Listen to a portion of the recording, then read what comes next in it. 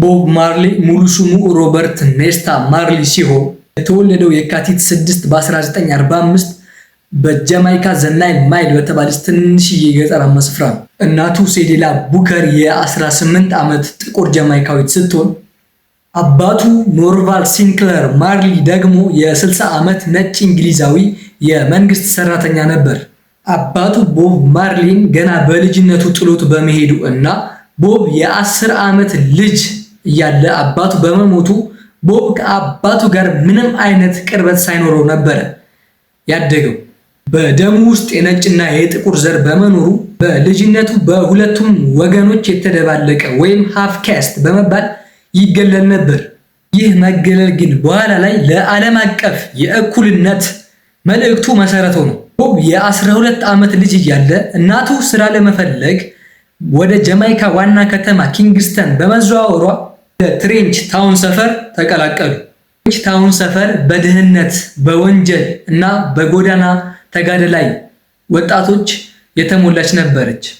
ቦብ ትምህርቱን አቋርጦ በብረት ቅርጽ ማስተካከል ወይም በብረታ ብረት ስራ ላይ ተሰማራ።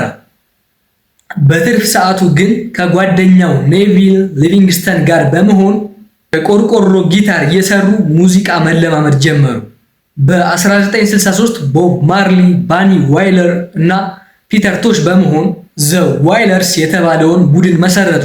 በመጀመሪያ ዘፈናቸው ሲመር ዳውን በጃማይካ ትልቅ ተወዳጅነት አገኘ። በ1966 ቦብ ማርሊ ሪታ አንደርሰን የተባለችውን ድምፃዊት አገባ። በዚህ ዓመት የኢትዮጵያ ንጉስ ቀዳማዊ ኃይለ ሥላሴ ጃማይካን በጎበኙበት ወቅት ቦብ ማርሊ በራስታፋሪያኒዝም እምነት እጅግ ተነካ። በዚህም ጸጉሩን መጎንጎን ወይም ድሪድ ሎክ ጀመረ። በሙዚቃውም ስለ መንፈሳዊነት፣ ስለ አፍሪካ አንድነትና ስለ ፍቅር መስበክ ጀመረ። በ1972 ቦብ ከቡድኑ ጋር ከአይስላንድ ሪከርድስ ባለቤት ከክሪስ ብላክዌል ጋር ተዋወቀ። ክሪስ ብላክዌል ለሬጌ ሙዚቃ ትልቅ አቅም እንዳለው በመረዳት የመጀመሪያ አልበም እንዲቀርጹ ረዳቸው። በዚህም ካች ኤ ፋየር እና በርኒን የተባሉ አልበሞች የወጡ ሲሆን በውስጡም እንደ ጌት አፕ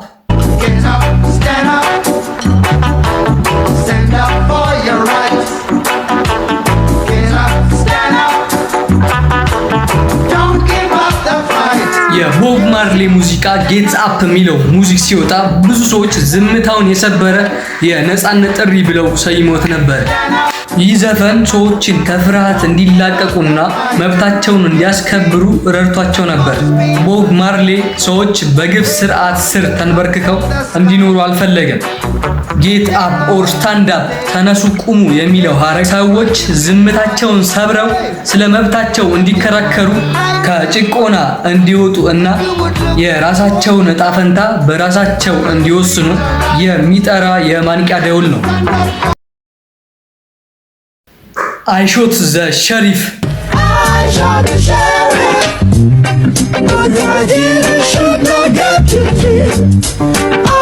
የቦብ ማርሊ አይ ሾት ዘ ሸሪፍ የተባለው ሙዚቃ ሲወጣ ብዙ ሰዎች የእሱን ሙዚቃ አልተረዱትም ነበር።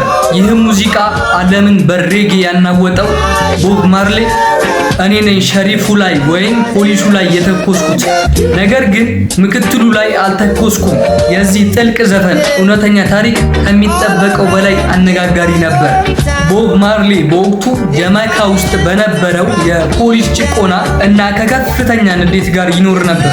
በዘፈኑ ላይ የተገለጸው ሸሪፉ ወይም ፖሊሱ ተምሳሌት ነበር። ሸሪፉ ሁልጊዜ ነፃነቱን ሊያሳጡት፣ ሊያስሩት እና ሊጫኑት ይሞክሩ የነበሩትን ጨቋኝ አካላት ይገልጻል። ተራኪው ሸሪፉ ወይም ጨቋኝ አካሉ ላይ መተኮሱ ራሱን ከግፍ ለመከላከል የወሰደው የመጨረሻ እርምጃ እንደሆነ ያሳየናል። በዘፈኑ ላይ ምክትሉ ላይ ግን አልተኮስኩበትም የሚለው ስንኝ በጣም ቁልፍ ነው። ምክትሉ ንጹህ መሆኑን አውቆ ሳይሆን ጥፋተኛው እና ዋናው ችግር ፈጣሪው ስርዓት ሸሪፉ መሆኑን ለማሳየት ነው። ቦብ ማርሊ ሁልጊዜ ከሰዎች ጋር ፍትሃዊ መሆንን ያምን ነበር።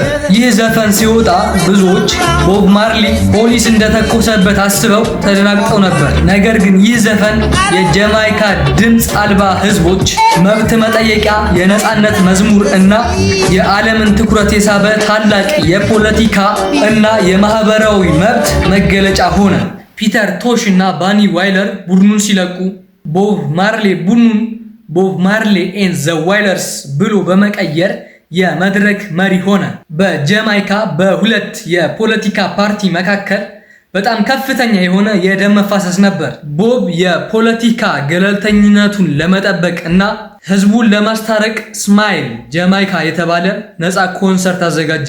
ነገር ግን ከኮንሰርቱ ከሁለት ቀን በፊት የታጠቁ ሰዎች ወደ ቤቱ በሳይደር ገብተው ቦብ ማርሌን፣ ሚስቱን ሪታን እና ማኔጀሩን ተኮሱባቸው።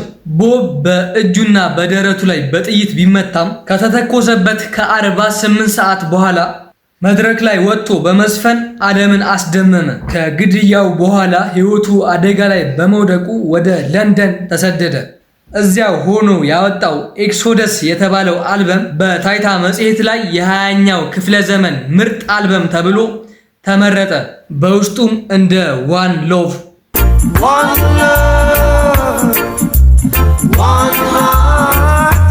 let's get together and feel alright. Jamming. We're jamming. To think that jamming was a thing of the past. Waiting in vain.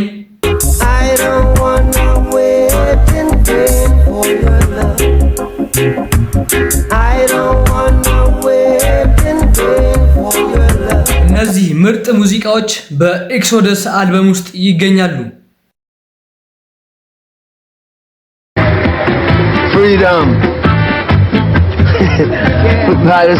በ1977 እግሩ ላይ እግር ኳስ ሲጫወት በደረሰበት ጉዳት ምክንያት ምርመራ ሲያደርግ የእግሩ ጣት ላይ አክራ ሌንቲጂኒየስ ማላኖማ የተባለ አልበጥ በእግሩ ላይ እንዳለ ተነገረው። ዶክተሮቹ ጣቱ እንዲቆረጥ ቢነግሩትም በእምነቱ ምክንያት አካሌን አልቆረጥም አላቸው። በ1980 ዚምባብዌ ከእንግሊዝ አገዛዝ ነፃ ስትወጣ ቦብ ማርሌ በራሱ ወጪ መሳሪያዎቹን ጭኖ በመሄድ በነፃነት በዓሉ ላይ ዘፍኗል። ቦብ የእግሩን ካንሰር ችላ ብሎ በዓለም ዙሪያ ኮንሰርቶቹን ማቅረብ ቀጠለ። በ1980 በኒውዮርክ ሴንትራል ፓርክ ውስጥ ሲሮጥ ራሱን ስቶ ወደቀ። ካንሰሩ ወደ አእምሮ፣ ሳንባው እና ወደ ጉበቱ ተሰራጭቶ ነበር። በመጨረሻ አልበሙ ላይ ሪዴምፕሽን ሶንግ የተባለውን ጥልቅ መንፈሳዊ ዘፈን ብቻውን በጊታር ተጫወተው። በጀርመን ሀገር የተለያዩ ሕክምና ሲከታተል የቆየ ቢሆንም ህመሙ እየጸናበት መጣ። ወደ ሀገሩ ጃማይካ ለመመለስ በወጣበት መንገድ አውሮፕላን ውስጥ ህመሙ ስለጸናበት ማያሚ ሆስፒታል ገባ። በግንቦት 11 በ1981 በ36 ዓመቱ ህይወቱ አለፈ። ቦብ በ36 ዓመት ዕድሜው ቢሞትም የተወው የሰላም፣ የፍቅር እና የእኩልነት። ቪዲዮ ከተመቻችሁ ላይክ እና ሰብስክራይብ በማድረግ ቤተሰብ ይሁኑ።